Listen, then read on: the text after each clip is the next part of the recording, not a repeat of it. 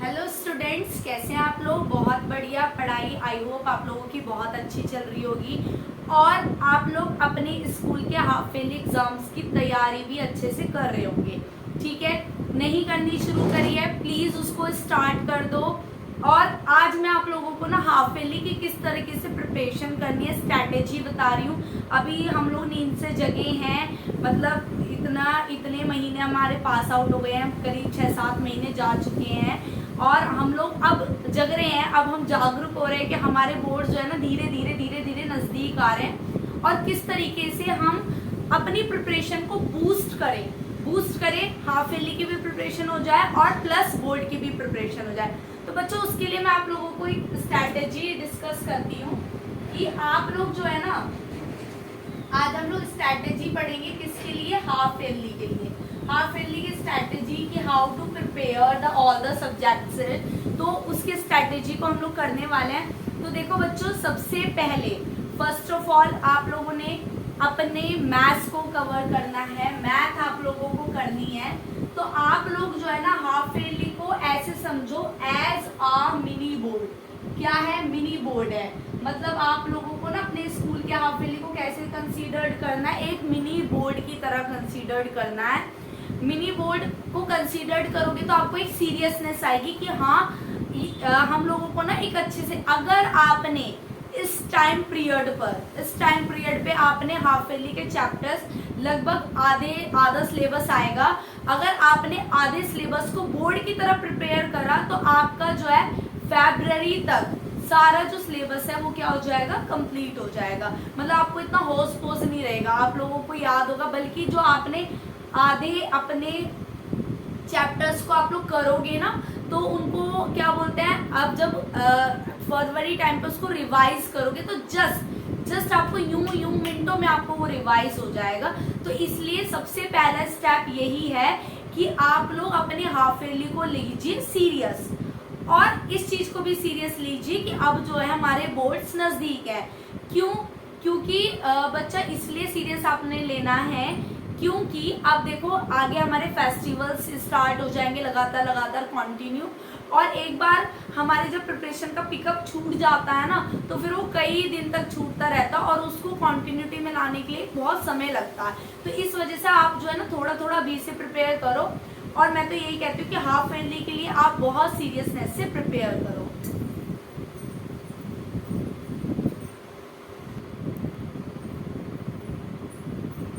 तो आपने क्या करना है, आपने अपने ना चैप्टर्स को उठाना है। मेरे ख्याल से ऑनलाइन भी खत्म हो गया होगा अपने वाले चैनल पे, क्या बोलते हैं आपके जो अपना चैनल है उस पर आप हम लोग नहीं पहुंच पाए बिकॉज हमने बहुत लेट स्टार्ट करा था। लेकिन हाँ, हम अप्रोच कर रहे हैं। अगर कंसेप्चुअल लेना है तो दो चैप्टर्स आपके हो चुके हैं तो आप उनको उससे एक्सप्लेन कीजिए, ठीक है, उसको अच्छे से समझिए। और चैप्टर्स देखने के लिए आप मैथ्स के लिए आपका कोई भी फेवरेट चैनल हो तो उसे उठा लीजिए। जैसे कि अगर मैं बात करूँ तो डियर सर और या फिर शोभित निर्वाण का आप क्या बोलते हैं चैनल ले सकते हैं। आप इससे थोड़ी बहुत प्रिपेयर, देखो बच्चा, सबसे पहले तो आपके स्कूल में जो पढ़ाया जा रहा है उसको आप अच्छे से कंसीडर्ड करो। सबसे बेस्ट पार्ट ये होता है कि आपके स्कूल में जो पढ़ाया जा रहा है उसको आप अच्छे से कंसीडर्ड करो।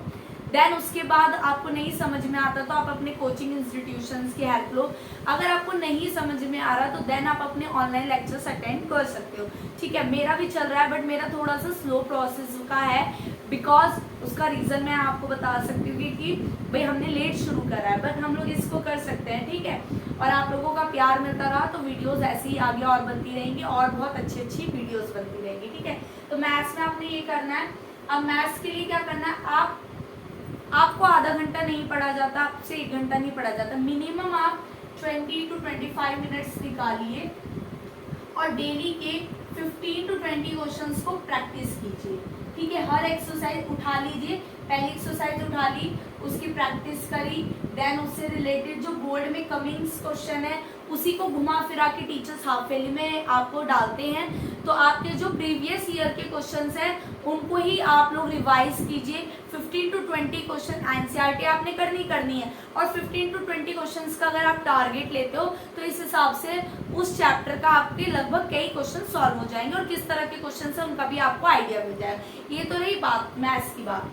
साइंस को अगर मैं कह दूं तो ये आपको पढ़ना है डेली। कैसे पढ़ना है आपको? डेली बेटा। Practice is a very important in your board examination. आप डेली जितना अभी से प्रैक्टिस की आदत डालोगे ना तो आपका सिलेबस यूं ही खत्म होता चला जाएगा, ठीक है। तो प्रैक्टिस करिएगा, डेली आपने मैथ्स पढ़ना है, और डेली ही आपने क्या पढ़नी है? साइंस पढ़नी है, ठीक है। साइंस को भी आप लोग किससे? प्रशांत खराड़ से पढ़ सकते हो, अपने फेवरेट है, और अपने फेवरेट है कुछ भी, आशु सर वगैरह उनसे पढ़ सकते हो, ठीक है। पर वही बात, सबसे पहले अपने स्कूल का पढ़ना है, अपने खुद से नोट्स प्रिपेयर करने हैं। तो साइंस को किस तरीके से पढ़ा जाता है? तो आप ना एनसीईआरटी के क्या बोलते हैं, एनसीईआरटी से क्वेश्चन मेकिंग करिए। क्या करिए? क्वेश्चन मेकिंग करिए एनसीईआरटी से खुद से, फिर उनके आंसर को खुद चूज करिए, ठीक है। देन आप प्रीवियस ईयर पेपर को उठाइए और प्रीवियस ईयर पेपर सॉल्व कीजिए, ठीक है। आपने एक चैप्टर लेना है, एक चैप्टर उठाया, एनसीईआरटी आप पढ़ रहे हो, एनसीईआरटी पढ़ते पढ़ते नींद आने लगती है, तो नींद मत लेके आओ। आपने टॉपिक हेडिंग पढ़ी न्यूट्रिशन, तो आपने उससे रिलेटेड क्या बना लेना है? 2-3 क्वेश्चन बना लेना है, ठीक है। आपने 2-3 क्वेश्चन बनाओगे तो वो क्वेश्चन बनाने से क्या होगा कि आपको ना पता चलेगा। अब जो क्वेश्चन कैसे बनता है, जब आप उस चैप्टर को पढ़ रहे होते हैं तभी तो क्वेश्चन पढ़ते हैं, हमें आंसर पता है तभी तो क्वेश्चन बने। तो इस तरीके से सबसे पहला काम क्या होना चाहिए? सबसे पहला काम होना चाहिए हमारा एनसीईआरटी क्वेश्चन मेकिंग। अपनी एनसीईआरटी को पढ़ना है, ठीक है। प्रीवियस ईयर के क्वेश्चन सॉल्व करने हैं, और यहीं पर अगर आप नोट्स मेकिंग करो, अपने सेल्फ सफिशिएंट नोट्स बनाओ, तो it is better for you. आप लोगों के लिए बहुत ज्यादा बेटर है कि आप अपने नोट्स को खुद प्रिपेयर करो, इससे आपको चैप्टर याद हो जाएगा, ठीक है। उसके बाद आपने क्या करना है? टेक्सचुअल क्वेश्चन सॉल्व करने हैं, ब्लू लाइन क्वेश्चन सॉल्व करने हैं, टेक्सचुअल क्वेश्चन सॉल्व करने हैं, ब्लू लाइन क्वेश्चन आपको सॉल्व करने हैं। उसके बाद जाना आप लोग प्रीवियस ईयर पे। पहले आप अपनी एनसीईआरटी के कंसेप्ट को पूरा क्लियर कर तब आप जाना अपने प्रीवियस ईयर क्वेश्चंस पे, ठीक है। ये रहा आपके मैथ और साइंस की strategy. And now what about SST? SST के बारे में कैसे करना है? तो एसएसटी को भी आप लोगों को थोड़ा डेली नहीं पढ़ पाते हो आप लोग एसएसटी, क्योंकि स्कूल में भी जाना है और कोचिंग भी हम लोग लेते हैं। उसके बाद हमें मोबाइल में रील्स भी देखनी होती है, इंस्टाग्राम पे रील्स देखनी होती है, मोबाइल पे यूट्यूब पे शॉर्ट्स देखने होते हैं, इंस्टा पे रील्स देखनी होती है, स्नैप भी करना होता है। बहुत सारे काम आप लोगों को है, और आपका उन वैल्यूबल टाइम में से आपको पढ़ने का टाइम निकालना, इट्स सो बोरिंग, ठीक है। लेकिन मैथ और साइंस डेली करो। एसएसटी को आप अल्टरनेट डेज पर उठा सकते हो। एसएसटी के लिए क्या है? अल्टरनेट डेज आप चूज कर सकते हो, ठीक है, फॉर एसएसटी। और एसएसटी के लिए सबसे आप लोग हेल्प ले सकते हो दिगराज सर की वीडियोस को, ठीक है। लेकिन वो लोग भी पहले यही बोलते हैं कि आप लोग अपने किसके एनसीईआरटी पर ज़्यादा फोकस करें, ठीक है। एनसीईआरटी पे ज़्यादा फोकस करें, ठीक है। अपनी आंसर मेकिंग खुद करें एसएसटी में, और एसएसटी में जब आंसर आप मेकिंग कर रहे हो तो उसको स्पेसिफाई पॉइंट वाइज। आपको कैसे करना है बच्चा? उसको आपको पॉइंट वाइज बनाने की कोशिश करनी है। पॉइंट वाइज आपको आंसर राइटिंग करनी आनी चाहिए इन एसएसटी। ये सबसे बड़ा कीवर्ड है एसएसटी को उठाने, वो क्या बोलते हैं, उसके आंसर्स को सॉल्व करने का, ठीक है। पॉइंट वाइज आप अपने आंसर्स की राइटिंग कीजिए, डेली नहीं, और अगर आप डेली पॉसिबल है तो डेली पढ़िए, अदरवाइज आप अल्टरनेट्स पर पढ़िए, पर एसएसटी को ज़रूर पढ़िए। और एसएसटी के ना बहुत लेंदी चैप्टर्स होते हैं, तो अगर आपने हाफ ईयरली में कवर कर लिया तो आपको, क्योंकि एसएसटी एक ऐसी थोड़ा सा डेट वगैरह में हम लोगों को होता है, लेकिन अगर कोई थ्योरेटिकल चीज़ है, अगर हमने एसएसटी पढ़ ली थ्योरेटिकल चीज़ें, तो वो हमारे माइंड में ऑलरेडी सेट हो जाती है, ठीक है। तो अपनी एनसीईआरटी को क्या आपने पॉइंट वाइज आंसर राइटिंग करनी है, ठीक है। वही इम्पॉर्टेंट क्वेश्चन करने हैं, इम्पॉर्टेंट क्वेश्चन ऑफ चैप्टर के इम्पॉर्टेंट क्वेश्चंस करिए, ठीक है, उसको करिए। ठीक है, किस तरीके से आंसर लिखा जाता है उसको करिए। स्कूल में जो पढ़ाया जा रहा है उसको अच्छे से कंसीडर करिए। अगर मैं बात करूँ अपने इंग्लिश सब्जेक्ट की, मैं अगर इंग्लिश की बात करूँ तो बेटा इंग्लिश में आप लोगों ने क्या करना है, सबसे पहले ना आप लोग चैप्टर की समरी को राइट करिए। सबसे पहले आपने जो चैप्टर पढ़ा उस चैप्टर की आपने क्या लिखनी है, समरी लिखनी है। ठीक है, जैसे ही आपने चैप्टर पढ़ा और आपने समरी लिख दी, चैप्टर पढ़ा समरी लिख दी, तो आपको चैप्टर ऑलरेडी याद हो गया आपको ऑलरेडी। आपको अब मैं ये कह रही हूँ कि अगर आपने जैसे ही चैप्टर पढ़ा और आपने समरी लिख दी ना, मैं गारंटेड कह रही हूँ इस बात को कि आप बोर्ड टाइम तक भी उसको भूलेंगे नहीं। ठीक है, उसको लिखते ही आप इसको कब पढ़िए, आप इसको संडे में पढ़िए। ठीक है, आप इसको सैटरडे में पढ़िए। ठीक है, पूरे हफ्ते ना पढ़ के आप इसको वीक के 3 डेज, कोई से भी 3 डेज में पढ़ लीजिए। सैटरडे संडे आपके पास ज्यादा टाइम होता है, आप सैटरडे संडे में पढ़िए। ठीक है, 3 डेज आप पढ़िए, बस इसको कैसे डेज दीजिए, 3 डेज दीजिए या 2 डेज दीजिए, बहुत है। 2-3 डेज देने के बाद आप बस, और सबसे पहले क्या है, चैप्टर पढ़ा, उसकी आपने समरी लिखी। समरी लिखने के बाद आपने उसके क्वेश्चंस को प्रैक्टिस किया, प्रैक्टिस करे क्वेश्चंस को। ठीक है, क्वेश्चंस को प्रैक्टिस करा, और यहीं पर ही यू हैव इनफ टाइम है आप लोग अपनी, अगर आप यहाँ पर ग्रामर पे ध्यान दे लें, यही टाइम है, बेस्ट टाइम होता है बेटा, ये बेस्ट टाइम है आप लोगों के लिए कि आप अपने ग्रामर पे ध्यान दीजिए। ठीक है, बेस्ट टाइम है कि आप अपनी ग्रामर पे, मेरा कहना है चैप्टर से ज्यादा ना आप ग्रामर पे ध्यान दीजिए। आप जितना ग्रामर और राइटिंग स्किल्स पर ध्यान दे देंगे इस टाइम पर, क्योंकि लास्ट में हो जाता है होस्पोज, वहाँ स्कूल के प्री बोर्ड भी चल रहे हैं और वहाँ पे हमें अपने बोर्ड के भी रिवीजन करना है, तो बड़ा होजी पॉजी सा हो जाता है। इसलिए होस्पोज ना करने की वजह, अगर आप बेस्ट टाइम है कि आप यहीं पर ही तैयारियों को शुरू कर दीजिए, बूस्ट कर दीजिए। तो सबसे बेस्ट टाइम क्या, आप ग्रामर पे ध्यान दीजिए यहाँ पर। ठीक है,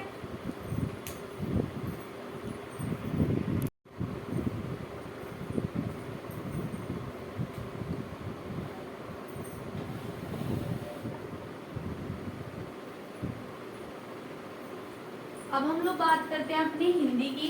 हिंदी के लिए हम लोगों को कैसे प्रिपरेशन करनी है, हिंदी का भी बेटा सेम ही है कि आप इसको क्या है, आप इसको जो है ना वही वीक में 2 डेज लीजिए, 2 डेज इनफ है। अपने स्कूल्स में जो आपकी टीचर्स पढ़ा रही है उसको अच्छे से कंसीडर्ड करिए। सेकेंड थिंग, आप यहाँ पर भी ग्रामर और अपने जो लेखन स्किल्स है, ग्रामर और लेखन स्किल्स को आप लोग क्या करिए, this is the best time to revise your grammar and revise your लेखन स्किल्स। जैसे कि पत्र आते हैं और निबंध वगैरह आते हैं, ये this is your best time. Best time इसलिए बोल रही हूँ बच्चा, अगेन आई रिपीट, क्योंकि आपकी लास्ट में क्या चलेंगे, प्री बोर्ड्स चलेंगे, और लगातार कई स्कूलों में 2 प्री बोर्ड होते हैं, कई स्कूलों में 3, और टीचर्स इतना हवा बना देती हैं उन प्री बोर्ड्स का कि बच्चे ना फिर वो जल्दी और कई बार उनका सिलेबस कंप्लीट नहीं हो पाता प्री बोर्ड में, जबकि आपको प्री बोर्ड तक ही सारा सिलेबस कंप्लीट करना है। प्री बोर्ड के बाद आपने तो रिवीजन का टाइम रखना है, बस रिवीजन का टाइम रखना है आपने। तो इसीलिए बच्चों मैं आप लोगों से ये कह रही हूँ कि प्लीज आप लोग अभी से अपनी तैयारी को बूस्ट करिए, और this is a best time for English grammar and Hindi व्याकरण। हिंदी व्याकरण इंग्लिश ग्रामर के लिए ये this is your best time. आप जितना हो सके पॉसिबल प्रीवियस ईयर के क्वेश्चंस को रिवाइज करिए, अपनी ग्रामर स्किल्स को अच्छा कीजिए। ठीक है, और इंग्लिश के लिए मैंने अपने चैनल ही बताया, इंग्लिश के लिए आप लोग डियर सर की हेल्प ले सकते हैं। ठीक है, और भी अदर चैनल्स है छोटे छोटे, और भी बेटा ऐसा नहीं है ये लोग तो बड़े चैनल हो गए, दिस इज योर बड़ा चैनल, तो ये इनका तो नाम है ही। छोटे छोटे ऐसे चैनल्स भी हैं जो अच्छा पढ़ाते हैं, आप लोग उनसे पढ़कर देखिए। और क्या बोलते हैं, I hope this is very helpful for you कि आप लोगों ने कैसे प्रिपरेशन करनी है। छोटे छोटे चैनल से भी आप लोग हेल्प ले सकते हैं, ऐसा कुछ नहीं कि मैं बता रही हूँ यही चैनल पे भागो। मैं भी मैथ्स पढ़ाती हूँ, लेकिन मैंने शोभित निर्वाण का नाम ले लिया कि ठीक है, वो बच्चों में होता है ना क्रेज अच्छे ऊंचे नामों का, तो अरे वो वाला देखो बहुत अच्छा चैनल, वो अच्छा। मैं भी पढ़ाती हूँ, आप मेरे से भी पढ़कर देखो। हाँ, मेरा इतना नहीं हुआ है क्योंकि शोभित निर्वाण बहुत टाइम से पढ़ा रहा है, मैं अभी से पढ़ा रही हूँ, तो हम लोगों के सिलेबस में वेरिएशन है, बट आप पढ़ो समझ में आएगा। आप कहीं से भी पढ़ो, ये टाइम आपका पढ़ने का ही है, तो आप कहीं से भी पढ़ो, आपके लिए बेस्ट है। तो अपने हिंदी के लिए आपने 2 डेज ले लो, काफ़ी है। 2 डेज लिया आपने, अपने जो भी कृतिका और जो भी है उसको अपने अच्छे से रिवाइज करो, अच्छे से अभी पढ़ लो। तो आपको लास्ट में ना मैथ और साइंस का हवा इतना बन जाता है कि हमें लास्ट में हिंदी इंग्लिश नजर नहीं आती। फिर आप अगर आप बी से पढ़ लोगे तो सिर्फ आप इसको एग्जाम टाइम पर ही उठाओगे। पर अपने ग्रामर पे, व्याकरण पे बड़ा फोकस कर लो, इंग्लिश के लिए भी कर लो और हिंदी के लिए भी कर लो, ठीक है।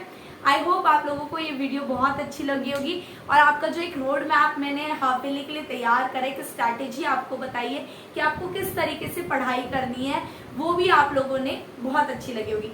मेरे लिए क्या बोलते हैं, सबसे बेस्ट टाइम यही होता है, सबसे अच्छी ट्रिक। बच्चे बोलते हैं कि what is motivation, motivation is that कि बेटा आप लोगों ने क्या करना है, ये मार्क्स आपके हैं, ये क्लास आपकी है, अच्छे नंबर लाके मम्मी पापा बस खुश होते हैं, ऐसा नहीं है कि उससे मम्मी पापा का जीवन बदल जाता, नहीं, जीवन भी आपका ही बदलना होता है। आप लोग अच्छे नंबर लेके आओगे तो आपको अच्छी कोर्सेज, आपकी अच्छी क्या बोलते हैं मोटिवेशन आपको आगे की क्लासेस के लिए मिलता है, और बुरे नंबर लेके आते हो तो भी वो आपकी लाइफ पे डिपेंड करता है। तो इसलिए आप लोगों को खुद डिसाइड करना what is right for you and what is wrong for you, ठीक है। आई होप आप लोगों को वीडियो बहुत अच्छी लगी होगी और वीडियो को लाइक कीजिए और ज़्यादा से ज़्यादा शेयर कीजिए, चैनल को सब्सक्राइब करना नहीं भूलना है। Bye bye.